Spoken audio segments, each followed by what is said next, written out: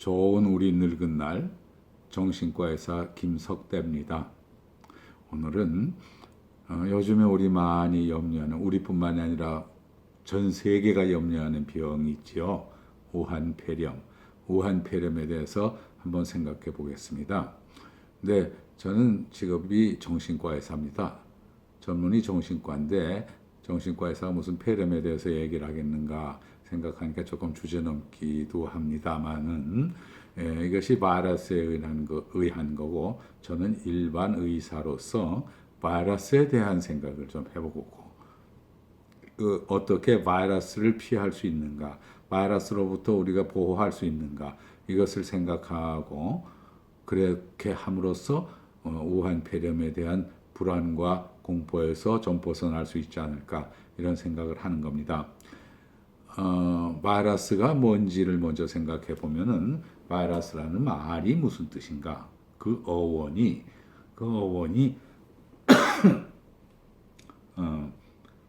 필터 페이퍼를 통과하는, 그러니까 필터 페이퍼라는 건 뭐냐면은 그저 박테리아를 막는, 박테리아를 차단하는 그런 그 종이가 있습니다. 여과지. 그 여과지로 박테리아는 막을 수가 있는데 바이러스는 막을 수가 없다고 합니다. 쑥쑥 통과한다고 합니다. 왜 그러냐면 너무나 작기 때문에 그렇습니다. 얼마나 작으냐? 제가 조금 전에 그 인터넷으로 찾아보니까 바이러스의 크기가 20에서 300 나노메타 정도 된다고 합니다. 20 나노메타라는 거는 그러니까 소수점 이하 0.000 9개 붙은 10의 9승분의 1 메타가 나노메타입니다. 그러면 1메타가 1000분의 1밀리메타가 1000분의 1메타니까 나노메타는 1밀리메타의 100만 분의 1 0 소수 이하 0 6개 붙었으니까 100만 분의 1입니다. 그러면 20에서 300이면은 막 평균 잡아서 100 나노메타라고 했을 때 만분의 1 밀리메타. 그 밀리메타라는 게 얼마나 작은지 여러분 아시죠? 제일 작은 눈금, 아주 작은 눈금. 보이긴 보입니다만은 참 작은 눈금이 그게 1밀리메타인데 사방 1밀리미터의 사각형으로 동시에 얼마나 많은 몇 개의 바이러스가 통과할 수 있는가 하면은 만 곱하기 만이니까 1억 마리의 바이러스가 동시에 지나갑니다. 1억? 우리나라 인구의 2배가 되는 바이러스가 동시에 그 1mm 구멍 속을 지나서 통과할 수 있습니다. 제가 지금 조금 전에 얘기할 때 몇 개의 바이러스가 지나가는가? 1억 마리가 지나간다 이렇게 얘기했습니다. 약간 좀 제가 장난을 했는데 왜 그랬을까요? 바이러스는 살아있는 생명이 있는 생물이기도 하고 생명이 없는 무생물이기도 합니다. 그러니까 무생물이라는 건 뭐 돌, 흙, 쇠 이렇게 생명 활동이 전혀 없는 걸 말하죠. 생명이라는 것은 식물이나 동물처럼 살아 움직이기도 하고 섭취하고 배설하고 되사하고 대사 동화 작용을 하고 종족을 번식시키는 이런 생명 활동을 하는 그런 그런 물질을 생물이라고 합니다. 그런데 바이러스는 보통 때는 아무 생명 활동을 못 합니다. 그냥 죽어 있습니다. 그러다가 어쩌다가 생명체를 만나면 그 생명체 안에 들어가면은 마구 왕성하게 활동을 합니다. 종족을 빠른 속도로 퍼뜨립니다. 그러니까 뭐 보통 때 죽어 있으니까 별거 아닌 것처럼 생각하지만 실제로 문제가 되는 것은 이것이 보통 때 죽어 있기 때문에 그래서 더 공포스러운 겁니다. 왜 그런가요? 죽어 있으니까 죽일 수가 없습니다. 바이러스가 사방에 널려 있는데 이걸 어떻게 잡을 수가 없습니다. 쓸어가지고 버려도 거기 가서 그냥 계속 있습니다. 그러니까 생명이 없으니까 별것 아닌 것 같지만 그래서 더 무섭다.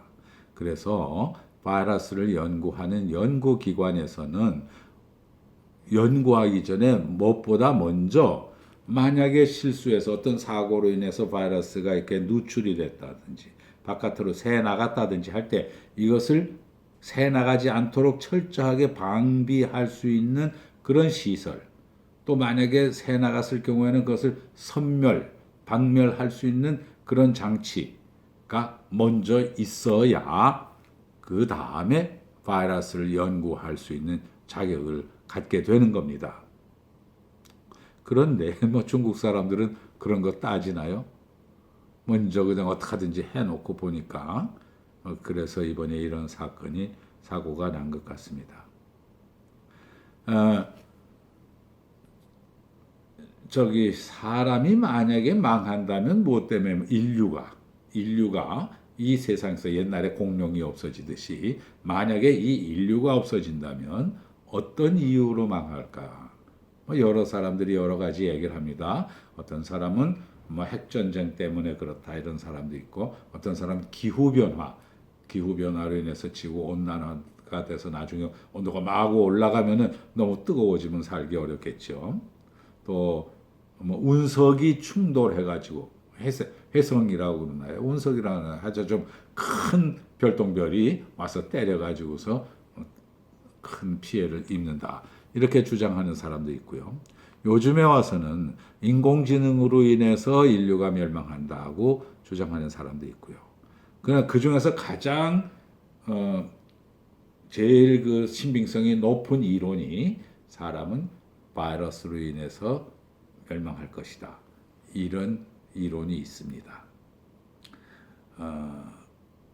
그만큼 바이러스가 어려운데 우리에게는 인류의 적인데 이걸 어떻게 하면 막을 수가 있느냐. 마스크들 많이 하고 있죠?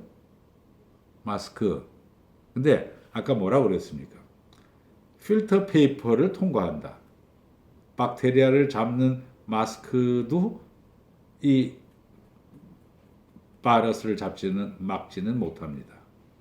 그러니까 마스크를 했다 그래서 100% 우리가 바이러스로부터 우리를 보호할 수는 없다고 보겠습니다. 물론 하는 게 효과는 있죠. 그러나 완전하지는 않다. 그러므로 마스크를 했다 그래서 안심하는 것은 아니다. 그런데 이것이 바깥에 나가면 죽는다고 그랬어요. 그래서 꼼짝 못 한다고 그랬습니다. 그러면 우리가 그 공기 감염이 있고 분말 감염이 있는데, 분말 감염이라는 것은 기침이나 재채기를 통해서 그 기침 방울을 통해서 상대방으로 건너뛰어서 가서 붙어버리면 거기 가서 전염이 되지 않겠습니까? 그러니까 사람과 사람끼리 바이러스가 도달하지 못할 정도로 거리를 띄워두는 것이 마스크 하는 것보다 더 안전하다고 저는 그렇게 생각합니다. 그러면 사람과 사람 간의 거리가 떨어지려면 어떻게 해야 되나? 사람 많은 곳에 가지 않는 것이 좋겠다. 그런 생각을 해보는 거죠. 마스크를 하지 말라는 뜻이 아니고 마스크를 하더라도 조심을 하라. 그런 뜻이고, 바이러스라는 거는 뭐 소독약으로 바르고 뭐 알코올로 닦고, 물론 이제 흐르는 물에 닦는 것은 좋습니다. 그거는 효과가 있습니다. 그러나 손 소독제 같은 거를 이렇게 닦고 이렇게 해가지고 죽느냐? 그냥 거기 살아 있습니다. 거기 붙어 있습니다. 그런 점을 알아서 방역으로 되지 않는다는 것도 우리가 생각해야 될 것 같습니다. 이번 이 우한 폐렴의 고비를 우리 다 같이 지혜롭게 잘 견뎌 넘을 수 있도록 바랍니다. 감사합니다.